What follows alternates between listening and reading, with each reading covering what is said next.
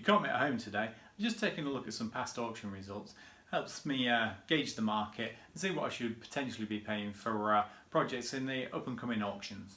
But what I found and what I really wanted to talk to you about this time was the importance of reading a legal pack. Now we've all seen it on Homes with the Hammer. It's the stock question, did you read the legal pack? And people are like, why would we read the legal pack? We're only spending 200, 300, 400 million pounds. And it astonishes me that the people are like that. It takes 5 to 10 minutes to read through it. I mean, in the early days, I'd maybe say, get a solicitor to go over it with you, show you what's important, and then you know for the future. But some of it's just common sense. It's obvious if you read it, you can see what the problem is. And that's what I wanted to show you today on this example that I found for you. Now, I could be wrong, but I think this guy's made a serious blunder. Come on, let's take a look. And here we go, here's the house in question. Looking a little bit tatty in the photo there, and as the description says, it's a 2-bedroomed, end of terrace in need of modernisation. And through the power of the internet, we can have a look at what the house looks inside. There you go, see, it's a little bit tatty, but it's basically alright. It doesn't need a whole lot of work. You know, not much to do for a developer. Nice big garden there, I'll come back to that in a moment. All the rooms are basically okay.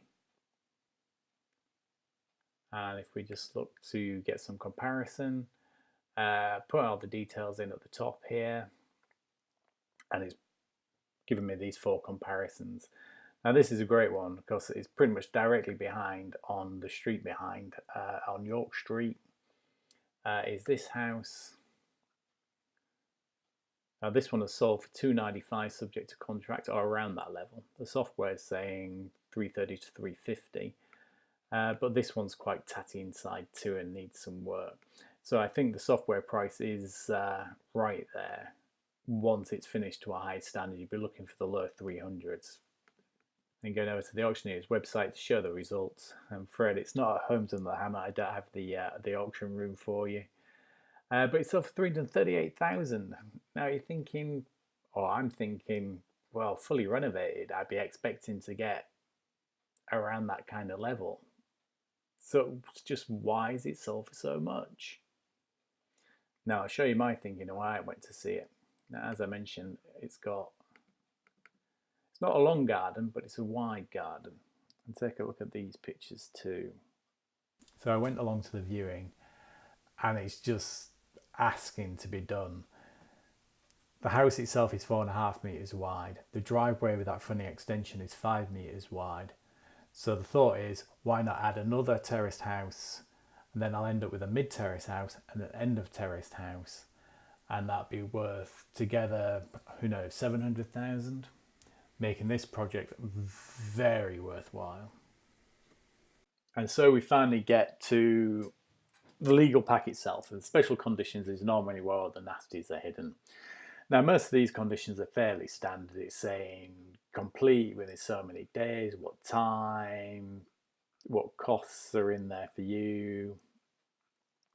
And these are fairly standard conditions which you can whiz through pretty quickly. Once you're used to them, you just know what they are. But we get to 20 and 21 on this one, and it's the annex to the property is not included in the sale.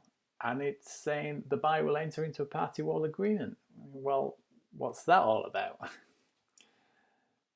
And if you look at the office copy plan, half of it's red and half of it's blue. No real explanation on that why. And then finally we find a form that's saying land to be removed, and it's the driveway, so it's that little garagey extension at the front is not included. And this little lump just behind it, this was kind of a kitchen utility room, not included. So you've actually got 2 big holes in the side of your house, which you're going to have to brick up. And then someone's going to come along, and you've already signed the party wall agreement as part of the contract, going to build a house at the end there. So you're going to end up with a small 2-bedroom mid-terraced house, and they're going to end up with a nice end-of-terrace house. So let's go back to the price paid and do some maths. So £338,000 was paid. Now there's the auction fees and all the rest in the contract there. Let's say that's around £10,000. And And then you've got to pay your stamp duty. Let's just say this guy's a private buyer, not a developer, so we're not paying the 3% surplus. So that's 6,900. Say 20,000 to renovate. You might do for a little bit less on this one.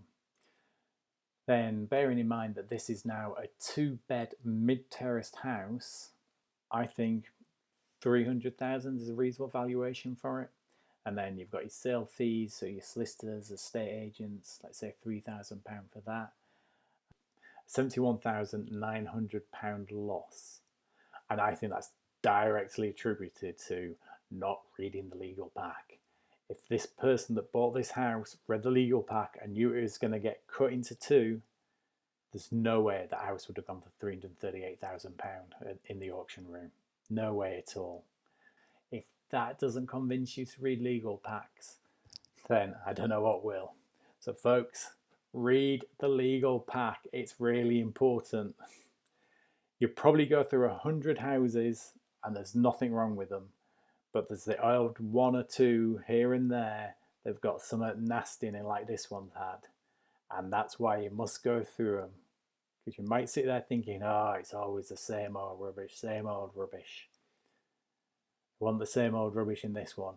And that was an expensive mistake for someone. Well, there you go. I hope that was useful for you, and we'll see you on the next one. Bye bye.